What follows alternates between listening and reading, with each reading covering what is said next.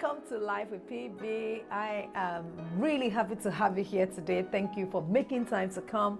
I know you have been learning a few things from this channel, and today I'm going to be talking to you about a topic that I really love, and that is playing to win. Playing to win. I just thought about it. I was thinking about a conversation I had with a mom once, a young lady who I met at the school gate, and when my children were a lot younger, and she was trying to juggle quite a few balls at the same time. She was a mom, a professional. She was going places in her workplace, and then she, stopped to have children, and then she wanted to go back, and she felt like she was constantly playing not to lose the game of life, or not to lose. She's trying to play to be a great mom, and trying to play to be a great employee, to be a great manager. There was just so much happening at the same time. So I asked her, I said, why are you feeling? So she was feeling like a failure everywhere. And I said, why are you feeling like a failure everywhere? I said, because I'm just trying so hard not to drop any ball. And I wonder if you find yourself there, if you're trying very hard not to drop any ball, that you should change your mindset just a little bit. Change your mindset from playing not to lose to playing to win. You see, you have a privileged setting that you're able to work and have children, or have a spouse, or have homes. Start seeing things slightly differently. Start seeing it as this is a great opportunity, this is a great period of life, this is not a bad period of life, and just reset your mind a little bit, because it will help you a lot.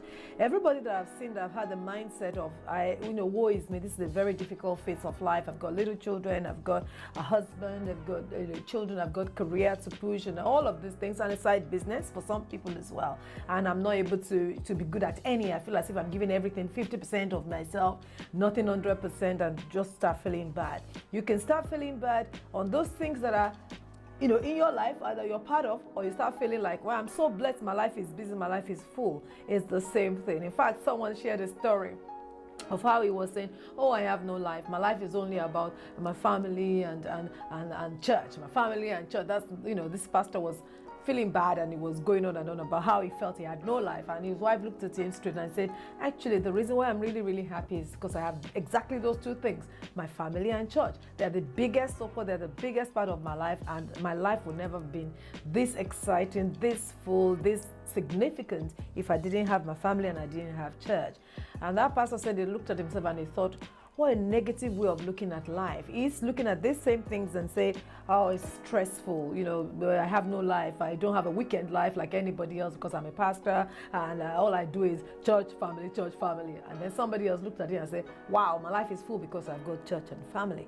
So I want you to have a different perspective to your challenges, or to what you see as your challenges, your full life, or your busy life, or your life as it is at the moment. See it as a full and a life of opportunities, and a life of opportunities that you can play to win. And you will not always be in this stage forever, because stages will always change. So when I want to talk about playing to win, what are the things you should have at the back of your mind? Just a couple of things I just wanted to tell you to have at the back of your mind. The first thing is a different mindset to where you are at now.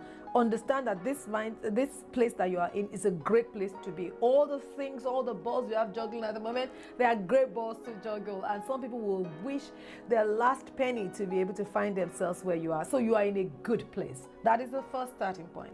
The second thing I will always say is that tell yourself, let me set myself empowering and clear goals in every area of life that I belong to at this stage of life.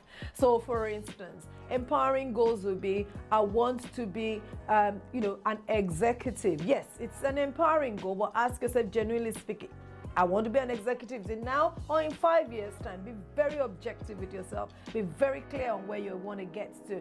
There's no point saying I want to be an executive tomorrow, and then you have two toddlers that you have to manage at the same time. You always feel a failure both at home and at work. Yes, so do set yourself empowering goals, but be very clear on where you want these goals to be achieved, and be very objective about them. Okay, so you have that there. Set goals at home as well, and then make sure that they're very realistic ones that you can achieve, and they will empower you to be bigger and better in every area of life. And I will always say, be very consistent in stretching yourself. Consistently stretch yourself outside of your comfort zone, because sometimes the problem is many of us feel bad because you found yourself stuck in your comfort zone. So you're constantly playing not to lose. I will just do all the ledgers I'm required to do at this time of the month. By this time, I'll just leave it at that. I don't need to do anything more. So I will just do basic I need to do with the children. I don't need to do anything more with your husband or with church and so on and so forth. In doing that, you know what happens to you? You know your capacity. You're playing not to lose in doing that. You're not playing to win. You know your capacity, so you will always feel guilty because you're not putting the best of you. You're not stretching yourself. You're not getting the best out of yourself in that situation. So always push yourself to get the best out of it. So ask yourself the question, is this the best of me that I can give to this project at this time? Is this the best of me that I can give to my church at this time? Is this the best of me I can give to my children at this time? If you want to play to win, you've got to start looking from the perspective of stretch yourself beyond your comfort zone and go for more. Are you thinking, what? Go for more? I don't even have time. Yes, go for more in the things you do. Stretch yourself in the way you do things. Learn something new, go for something new, do a little bit more than you would normally do. It would really help you. It would really help you. The third thing I would like to say when it comes to playing to win and outside of your comfort zone is always be open to new ideas. Is there a different way of doing what I'm doing now? What are other people doing and how can I do it better? Have you ever seen someone that is a great executive and also a great mom and a great wife? How are they combining these things? And a great maybe church worker, how are they not dropping any ball? Embrace new ideas, learn from them, find out what they're doing and ask yourself, what can I tweak? Don't be stuck in your way of doing things, because you can only produce as much as you can in that particular way of doing things. But what if you decide to push the boat a little bit further and say, let me learn something new?